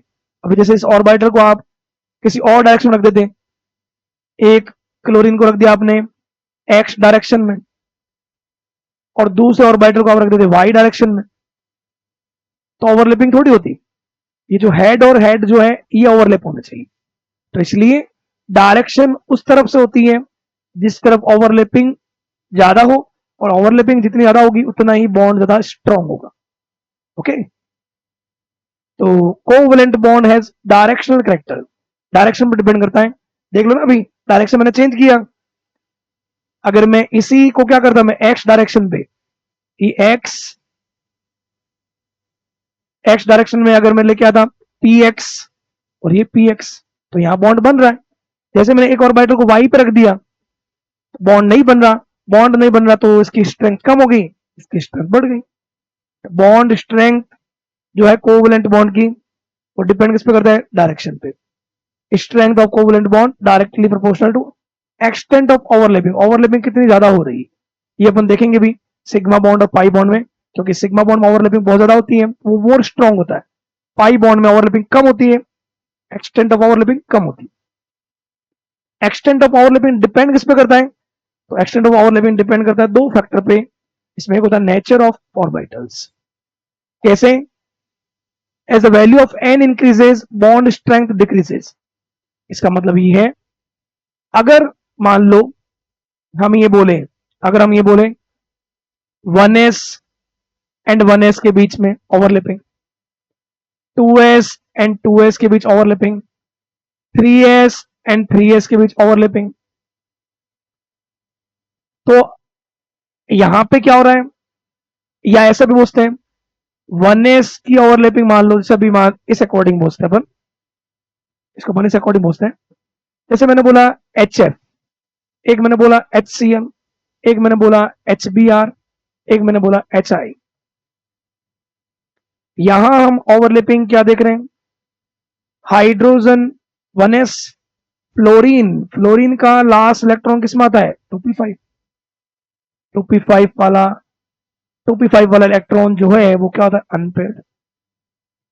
HCl में 1s एंड क्लोरीन में लास्ट इलेक्ट्रॉन किस में आ रहा है, 3p5। HBr में हाइड्रोजन का 1s, ब्रोमीन का किस में आ रहा है, 4p5। HI में 1s और ये आ रहा 5p5। तो क्या इंक्रीज हो रहा है, n, नंबर ऑफ ऑर्बिट, और नंबर ऑफ ऑर्बिट इंक्रीज होगा तो वो न्यूक्लियस से दूर जाएगा। तो मैंने पीछे भी बोला था बॉन्ड लेंथ बढ़ेगी, और जिस बॉन्ड की लेंथ ज्यादा होती है उसको तोड़ना इजी होता है, स्ट्रेंथ कम हो गया, तो n increases bond strength decreases. आप वैसे भी बोल सकते हो, और ओवरलैपिंग के बेसिस पर भी जितना एन कम होगा, ये भी यहां पे भी ओवरलैपिंग किसमें हो रहा है, एस और पी के बीच, यहाँ पे भी ओवरलैपिंग एस और पी के बीच, यहाँ पे भी एस और पी के बीच ऐसे होती है। ये एस होता है स्पेरिकल, पी होता है डंबल से। बट ये 2p है फ्लोरीन वाले केस में, क्लोरीन में 3p होगा, ब्रोमीन में 4p होगा। तो अगर n बढ़ेगा तो डिस्टेंस बढ़ जाएगी, और डिस्टेंस बढ़ेगी तो फिर डिस्टेंस बढ़ने से फिर इलेक्ट्रॉन दूर जा रहे हैं, तो बॉन्ड लेंथ बढ़ेगी। जिस बॉन्ड की लेंथ ज्यादा होती है, तुम्हारे पास एक लकड़ी हो, मान लो लकड़ी की लेंथ बहुत ज्यादा हो, उसको तोड़ के देखो, और एक लेंथ बहुत कम कर दो, तो लेंथ अगर ज्यादा होगी तो तुम उसको इजीली तोड़ दोगे। इजीली तोड़ दिया मतलब बॉन्ड स्ट्रेंथ क्या होगी, कम। तो वो जो लेंथ है, वो लेंथ किस पर डिपेंड कर रहा है, एन। तो वही बात बोल रहे हैं कि बॉन्ड स्ट्रेंथ, यहां पे इस पॉइंट का मतलब ये है, एक्सटेंट ऑफ ओवरलैपिंग, जो ओवरलैपिंग है वो डिपेंड करता है किन फैक्टर पे, दो फैक्टर हैं।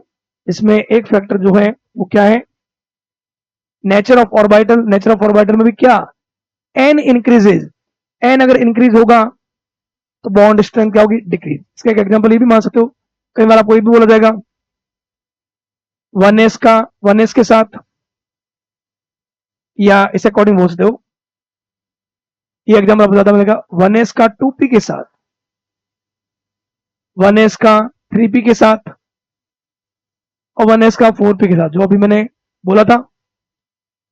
ये भी उससे 1s का 2s के साथ, 1s का 3s के साथ, अगर ये ओवरलैपिंग हो रहा है, एस ओवरलैपिंग में, तो अगर n इंक्रीज हो रहा है, n इंक्रीज होने के साथ ओवरलैपिंग कम होगी। और ओवरलैपिंग इट मीन्स तुम ये बोलते हो, overlapping overlapping inverse depend on n। एक तो ये फैक्टर है, बट ये उस समय ध्यान रखना है जब तुम ये देखते हो जिनमें तुम कंपेयर कर रहे हो उसमें ओवरलैपिंग। जैसे यहां पे भी क्या था, sp, यहाँ पे भी sp, यहाँ पे भी क्या sp। तो ओवरलैपिंग का जो टाइप है, जो ऑर्बिटल है वो सेम है। अगर कई बार ऐसा हो, कई बार ऐसा भी हो कि आपको एक ओवरलैपिंग बोले ss, एक बोले sp, और एक बोल दे pp। कैसे, 2s 2s, 2s 2p, और 2p 2p। s का s के साथ, s का p के साथ, और p ऑर्बिटल का p ऑर्बिटल के साथ। अब इस समय क्या है, यहां पे आप देख सकते हो n 2 है, यहां पे भी 2 है, और आप यहां पे भी देख सकते हो ये भी 2 है। तो इसमें तीनों जो है एग्जांपल, इसमें n क्या है, सेम है, ऑर्बिट सेम है, बट चेंज क्या हो रहा है, ss से sp और sp से pp। तो यहां एक पॉइंट ध्यान रखना है, s जो होता है, s होता है नॉन डायरेक्शनल, नॉन डायरेक्शनल, इसलिए ये पॉइंट लगता है यहां पे, covalent bond has directional character. Direction जिसकी होगी, जिस बॉन्ड की, उसमें उसमें ओवरलैपिंग ज्यादा होगी, ओवरलैपिंग ज्यादा होगी तो बॉन्ड ज्यादा स्ट्रांग बनेगा। इसलिए ये जो पॉइंट है एन इंक्रीजेज, ये मैंने देखो तब लगाया, यहां पे भी मैं बात कर रहा हूं एसपी ओवरलैपिंग, यहां पे भी मैं एसपी की बात कर रहा हूं, यहां पे भी एसपी, यहां पे भी एसपी, बट इंक्रीज क्या हो रहा है, एन इंक्रीज हो रहा है। एन इंक्रीज होगा तो ओवरलैपिंग डिक्रीज होगा। बट अगर सेकेंड पॉइंट बात करें, पीडीएफ डायरेक्शनल ऑर्बिटल्स, तो मोर ओवरलैपिंग, एस क्या है, non directional, bond is formed by the overlapping of directional orbitals more stronger than non-directional। तो इसका एग्जांपल क्या हो जाएगा, इसका एग्जांपल ये हो जाएगा 2p2p बॉन्ड मोर स्ट्रॉन्ग होता है 2s2p से, और 2s2p स्ट्रॉन्ग होता है 2s2s से। इसको आप ये भी बोल सकते हो, pp PP more stronger than SP, SP more stronger than SS। तो ये आपको जानना है कि कोवलेंट बॉन्ड जो कि ओवरलैपिंग से बनता है, ओवरलैपिंग जो है डायरेक्शन पर डिपेंड करती है, तो डायरेक्शनल बॉन्ड कौन सा है, P और D और F, तो इनमें ओवरलैपिंग ज्यादा होगी, तो ये ज्यादा स्ट्रॉन्ग होते हैं SS बॉन्ड से या SP बॉन्ड से। और अगर N चेंज हो रहा है ऑर्बिट नंबर, तो N बढ़ने के साथ साथ ओवरलैपिंग कम होगी, तो N अगर इंक्रीज होगा तो ओवरलैपिंग कम होगी, तो बॉन्ड स्ट्रेंथ भी कम होगा। नेक्स्ट अगर अपन बात करें सिग्मा एंड पाई बॉन्ड का, तो सिग्मा एंड पाई बॉन्ड अगर बात की जाए तो सिग्मा एंड पाई बॉन्ड क्या होता है? अगर हम ये देखते हैं कोवलेंट बॉन्ड के टाइप होते हैं सिग्मा एंड पाई बॉन्ड। अगर आपको ये बोला जाए, जैसे हाइड्रोजन की ही मैं बात करूं, मॉलिक्यूल H2, हाइड्रोजन का इलेक्ट्रॉन किसमें होता है 1s1, सेकंड हाइड्रोजन जो आएगा उसका भी क्या होगा 1s1। अगर ऑर्बिटल में ओवरलैपिंग हो और जिस एक्सिस पर दोनों के न्यूक्लियस मिल जाए, एक्स एक्सिस पर न्यूक्लियस मिल रहा है, जिस एक्सिस पर न्यूक्लियस मिलता है उसको अपन बोलते हैं inter nuclear axis. Inter nuclear axis, inter nuclear axis पर ओवरलैपिंग बहुत ज्यादा होती है, और ओवरलैपिंग ज्यादा होती है तो वहां पे जो बनने वाला स्ट्रॉन्ग बॉन्ड है उस बॉन्ड को अपन बोलते हैं सिग्मा बॉन्ड। जैसे मैंने ये एक्स एक्सिस लिया है, अगर मैं इसी एस को ऐसा भी ला सकता था, अगर ये एस है, मैंने इसको मान लिया x axis, but next time जो ऑर्बिटल आ रहा है, ऑर्बिटल वो आ रहा है वाई एक्सिस पे, वाई एक्सिस पे, तो इस बार ये न्यूक्लियस इसका, ये न्यूक्लियस इसका, न्यूक्लियस कौन से एक्सिस पे मिल रहे हैं, वाई एक्सिस पे। तो जिस एक्सिस पर दोनों के न्यूक्लियस मिलते हैं उसको अपन बोलते हैं inter nuclear axis. Inter nuclear axis पर जो ओवरलैपिंग होती है, इंटर न्यूक्लियर एक्सिस पर जो ओवरलैपिंग होती है उसको बोलते हैं कोएक्सियल ओवरलैपिंग, और कोएक्सियल ओवरलैपिंग में जो बॉन्ड बनता है वो बनता है सिग्मा बॉन्ड। ओके, अब ये आए कि सर जेड जेड के अकॉर्डिंग बताओ इसका, ये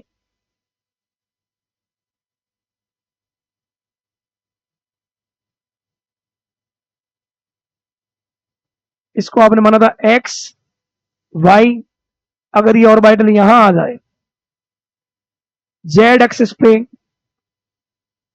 जेड एक्सिस पे अगर न्यूक्लियस मिलते हैं, तो जिस एक्सिस पर दोनों के न्यूक्लियस मिलते हैं, ये थोड़ा सा टेढ़ा हो गया, जिस एक्सिस पर दोनों के न्यूक्लियस मिलते हैं उसको बोलते हैं इंटर न्यूक्लियर एक्सिस।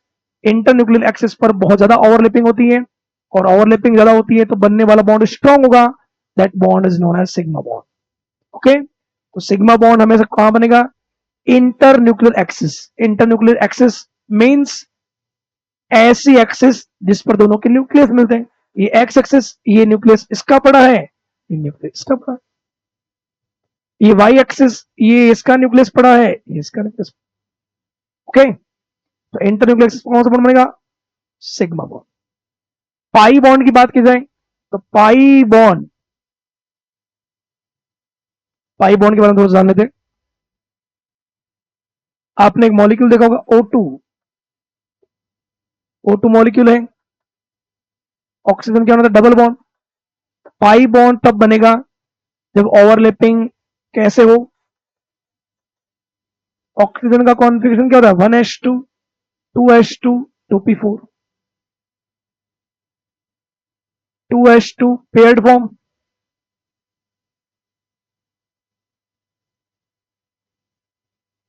2p4 में अब ऑक्सीजन में आगे डी नहीं होता, तो ये ग्राउंड स्टेट से कहा नहीं जा सकता, एक्साइटेड अनपेड कितने दो, मान लो अगर ये पी एक्स ऑर्बिटल है, ये पी वाई ऑर्बिटल है, और ये पी जेड ऑर्बिटल है,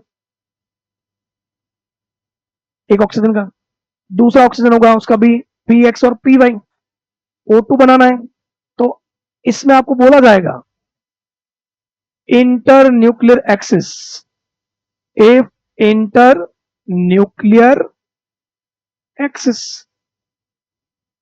आपको बोल दिया था एक्स तो पी है, पी आपको होता है, पी क्या होता है, डंबल से। तो एक ऑक्सीजन का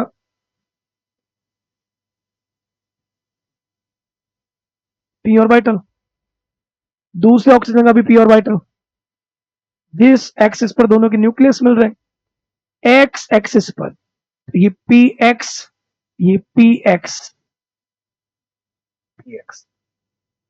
न्यूक्लियस को मिलाने वाले एक्सिस को बोलते हैं inter nuclear axis. Inter nuclear axis में कौन सा बॉन्ड होता है, सिग्मा। बट अगर बात की जाए यहां पे, ये एक्स एक्सिस के परपेंडिकुलर कौन सी हो गई, वाई एक्सिस। ये भी क्या हो गई, वाई एक्सिस। इनमें अगर ओवरलैपिंग हो,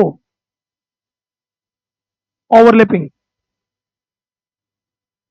तो ये जो बॉन्ड यहां बनेगा वो बॉन्ड कौन सा बना, pi bond.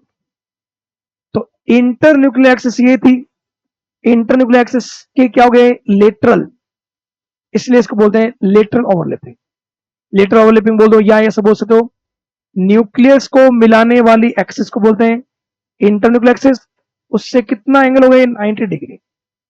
Inter nuclear axis से 90 डिग्री पर जो ओवरलैपिंग होता है उसको बोलते हैं कोलेटरल ओवरलैपिंग। उसको बोलते हैं कोलेटरल, कोलेटरल ओवरलैपिंग, कोलेटरल। और सिग्मा बॉन्ड जिसमें बनता है उसको बोलते हैं कोएक्सियल। तो कोएक्सियल ओवरलैपिंग में सिग्मा बॉन्ड बनेगा, कोलेटरल में कौन सा बॉन्ड बनेगा, पाई बॉन्ड। तो ये पाई बॉन्ड में थोड़ा ऑर्बिटल दूर है, इसलिए ओवरलैपिंग कम होता है। ओवरलैपिंग कम होता है इसलिए पाई बॉन्ड वीक होता है। सिग्मा बॉन्ड में ज्यादा ज्यादा ओवरलैपिंग होता है, तो सिग्मा बॉन्ड ज्यादा स्ट्रांग होता है। ओके, तो ये सिग्मा और पाई बॉन्ड की बात करते हैं। सिग्मा बॉन्ड में एक डायरेक्शन फिक्स होती है, पाई बॉन्ड जो होता है उसमें ओवरलैपिंग ज्यादा नहीं होने से डायरेक्शनल नहीं होता। पाई बॉन्ड डायरेक्शनल नहीं होता, इसलिए हम आगे देखेंगे कि पाई बॉन्ड का यूज हाइब्रिडाइजेशन निकालने में नहीं किया था, जबकि सिग्मा बॉन्ड का यूज किया था, क्योंकि सिग्मा बॉन्ड डायरेक्शनल बॉन्ड होता है, इसीलिए वो स्ट्रॉन्ग बॉन्ड होता है, पाई बॉन्ड वीक होता है। Okay, sigma bond formed between two atoms by the overlapping of half-filled orbitals along their axis end to end, so the internuclear axis. Okay, तीन type का रहता है ये, तीन टाइप रहता है। एक ओवरलैपिंग बोलते हैं एसएस ओवरलैपिंग, एक बोलते हैं एसपी ओवरलैपिंग, एक अपन बोलते हैं पीपी ओवरलैपिंग। एसएस का example, hydrogen hydrogen, 1s1 1s1, ये इसका न्यूक्लियस, ये nucleus, inter nuclear axis. SP overlapping HCl में होता है, ये हाइड्रोजन, ये क्लोरीन का P, inter nuclear axis. Inter nuclear axis पर कौन सा बॉन्ड होता है, सिग्मा बॉन्ड। पीपी, पीपी का एग्जांपल F2 भी है, Cl2 भी है। फ्लोरीन का 2p ऑर्बिटल, दूसरे फ्लोरीन का भी 2p ऑर्बिटल।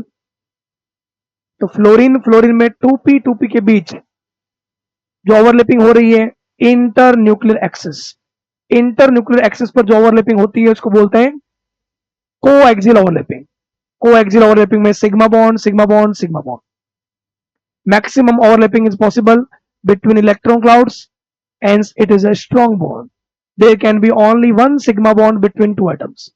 दो एटम के बीच में ओनली वन सिग्मा बॉन्ड बनता है, क्योंकि अगर सेकंड बॉन्ड बनेगा तो फिर वो होता है उससे 90 डिग्री पे या 45 डिग्री पे, तो फिर वो बॉन्ड पाई बॉन्ड होता है।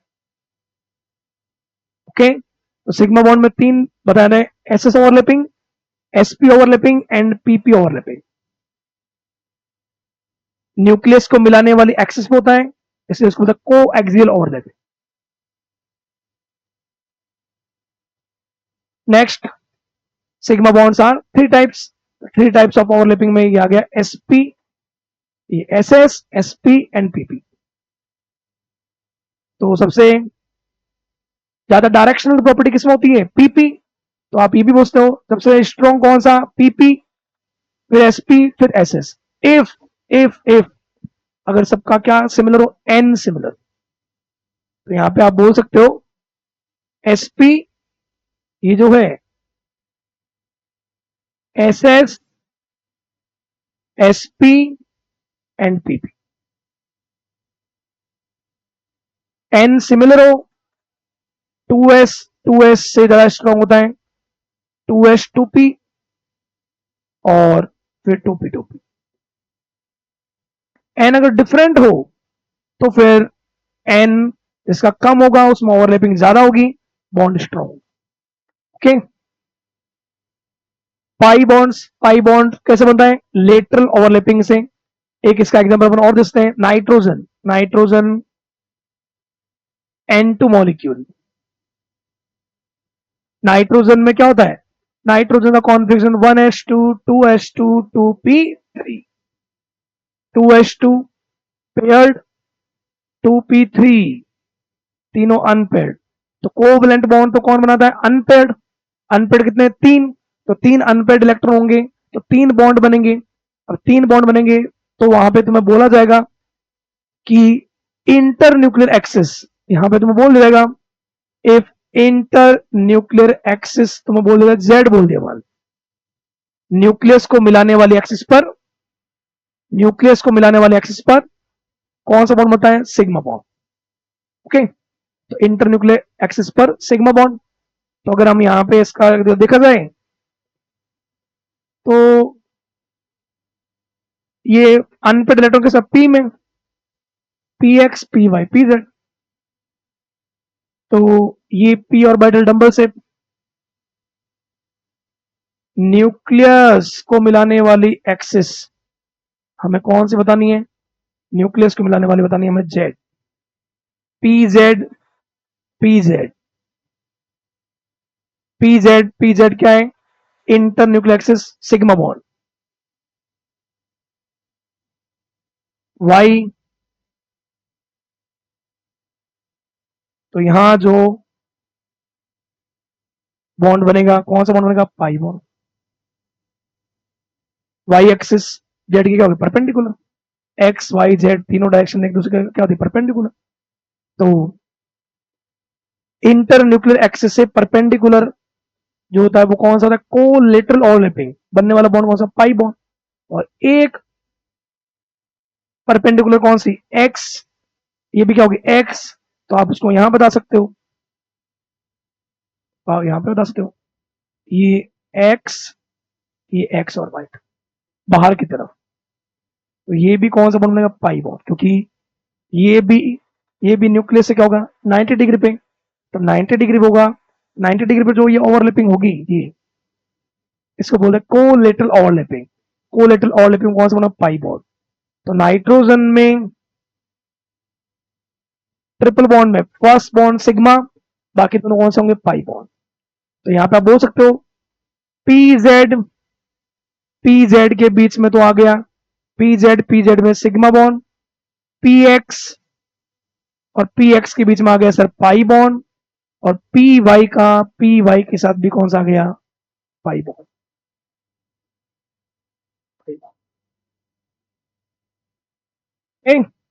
तो पाई बॉन्ड हमेशा बनता है न्यूक्लियस को मिलाने वाली एक्सिस के 90 डिग्री पे, अपन साइडवेज या लेटरल ओवरलैपिंग। पाई बॉन्ड में थोड़ा ओवरलैपिंग कम होता है इसलिए बॉन्ड वीक होता है।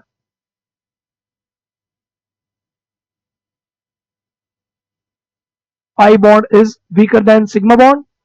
बॉन्ड एनर्जी डिफरेंस जो होता है वो पाई बॉन्ड का और सिग्मा बॉन्ड में 63.5 किलो जूल पर मोल होता है। पाई बॉन्ड नॉन डायरेक्शन होता है, इसलिए ये आगे अपन देखेंगे मॉलिक्यूल की ज्योमेट्री, और अपन जब देखेंगे हाइब्रिडाइजेशन में वहां इसका पार्टिसिपेशन नहीं होता। ओके, नेक्स्ट ये कुछ एक पॉइंट है, ये आप सॉल्व करना इसको, ये आपके लिए होमवर्क है कि जो अभी अपन ने समझा था उस अकॉर्डिंग एस और एस के बीच अगर एनी एक्सिस जो मैंने स्टार्ट किया था वहां देखना, एस और एस के बीच अगर ओवरलैपिंग होता है तो क्या उस पर न्यूक्लियस मिलता है क्या? एक मैं बता देता हूं, चलो एस और ये एस ओवरलैपिंग हुआ, न्यूक्लियस मिलता है। न्यूक्लियस को मिलाने वाले एक्सिस को अपन न्यूक्लियस को मिलाने वाले एक्सिस को कहते हैं इंटरन्यूक्लियर एक्सिस। इंटरन्यूक्लियर एक्सिस पे कौन सा बॉन्ड बनता है? Sigma bond. तो आपको ये बताना है किसमें कौन कौन सा बॉन्ड बनता है। इंटरन्यूक्लियर एक्सिस लिख रखा है, एक्स एक्सिस अगर इंटरन्यूक्लियर एक्सिस हो तो एस और पी एक्स के बीच ये एस रहा, पी होता है डंबल शेप, ये एक्स, तो एक्स एक्सिस ही उसने बोला है इंटरन्यूक्लियर एक्सिस। एक्स एक्सिस पर दोनों के क्या मिल रहा है, न्यूक्लियस। तो बनने वाला बॉन्ड कौन सा होता है, सिग्मा। तो फर्स्ट का भी सिग्मा आंसर है, सेकंड का भी सिग्मा आंसर है। तो इस तरह से आपको देखना है, ये यहां तक आप वर्क कीजिए, ये इसको आराम से देखना है आपको, और बताना है कि बॉन्ड कौन कौन से बनते हैं। नेक्स्ट क्लास में मैं आते डिस्कस करूंगा इसके बारे में कि आपने इसके बारे में क्या किया। Okay, thank you. देखते रहिए आर्म्स एकेडमी के बेटा यूट्यूब चैनल, और इस पे जो भी आपको लगे कि इसमें आपको डाउट है वो आप कमेंट कीजिए, और टेलीग्राम के चैनल पे भी जुड़िए। ओके बेटा, थैंक यू।